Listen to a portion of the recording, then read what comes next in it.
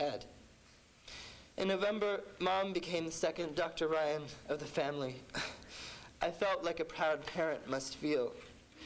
I want to read from you the final passage from To the Lighthouse.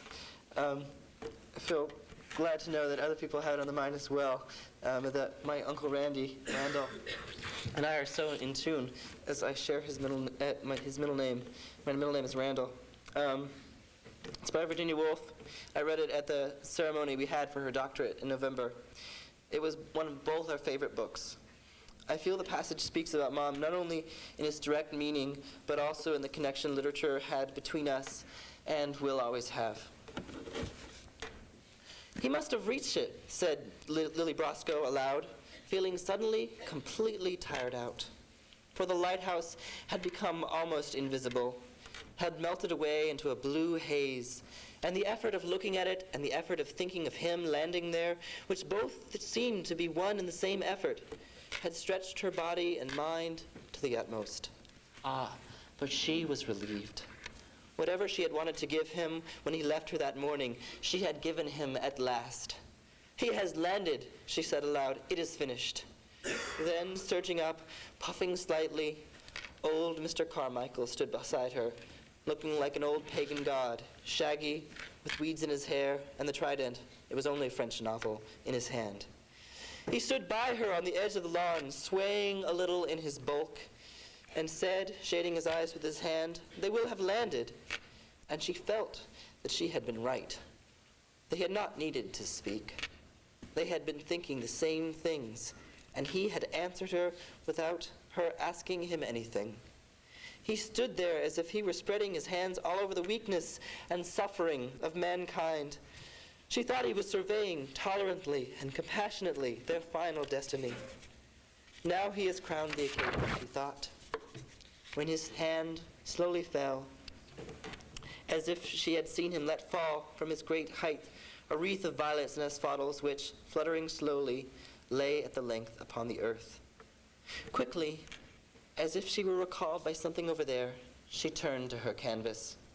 There it was, her picture. Yes, with all its greens and blues, its lines running up and across, its attempts at something. It would be hung in the attics, she thought. It would be destroyed. But what did that matter? She asked of herself, taking up her brush again. She looked at the steps. They were empty. She looked at her canvas. It was blurred.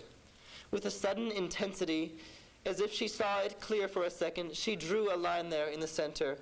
It was done. It was finished. Yes, she thought, laying down her brush in extreme fatigue, I have had my vision. And she truly did have her vision, didn't she? Had my mom written her dissertation, her subject would have been mothers in literature. That's how much she was married to the two worlds, how much her vision includes the lives of my brothers and me. In November, the first day after I saw her, after we had found out about her illness, I asked her what she had learned from life. What did she have to teach me? Did she have any words of wisdom? She said there wasn't anything, that she only wanted me to live my life as I wanted to. It was true. She had taught me everything I needed to know. We agreed that we didn't even need to say anything to each other because we each knew how we felt about each other, how much love there was between us. There was no time to make up for, were no apologies to be made. A few weeks later, over the phone, she was struggling to find something to tell me about what she wanted from my life. And I reminded her of this. She added, even if things weren't great, we always got it done with the love that was there. I credited her for making me who I am today. And she said, you've grown up very nicely. I'm very pleased about that. And it meant the world to hear me say that, to have her approval. And then she said, we had a very special bond in a way, and we did.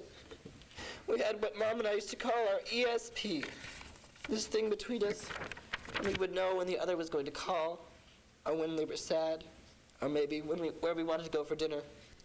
We often sighed in the same way at the exact same point. There was nothing cosmic, just that we were so in sync. My mother and I were two peas in a pod. We understood each other. Many of the same interests, mannerisms, values, outlooks, opinions, and sometimes devilish sense of humor. We loved books, and we both read till we dropped. We loved animals, and we collected a menagerie of often perverse proportions. We liked to buy endless collections of clothes. "Go buy yourself something," she ordered me last November. She used to lay her clothing options out in the morning. She'd say, "Quick, Penny, fashion advice." And I'd dash in and quickly pick out the right combos for her before I ran off to school. We liked movies and impressionist painters. We both loved to talk on the phone, although she would beat me any day of the week in that sport. We both valued the importance of friendship, and we were the best friends. I came before all of you today in hopes that I could share with you not necessarily my great sorrow in losing the most important person in my life, but because I wanted to tell you how lucky I am. But how could I possibly explain to you how much she meant to me, of all the wonderful times we had together in only 10 minutes? I could talk for weeks. I expect I'll talk for a lifetime. I just want to tell you what a gift it's been to have in my life. The woman who a friend's mother once used to call the most perfect mother in Madison Park. Only because it was true. She gave so much of herself to me and to the family. It was a selflessness I cannot quite understand. I only hope that one day I can have a shred of it. Recently, I've had the great pleasure of finding out exactly how many lives she touched and how loyalty comes in circles. I want to thank each and every one of you. The past few months have been very hard for all of us. Your phone calls, your avalanche of cards and letters, staying with her in the afternoons, bringing us food. Everything you've done has meant so much to me, to my dad, to my two brothers. I guess it makes sense that someone so giving should inspire such generosity in return. Mom would tell me to continue to reciprocate, so I hope that one day I can repay all of you when you need me, because I've come to appreciate so much the importance of friends and family. To know that we care about each other is the greatest thing. I know that Mom felt the same.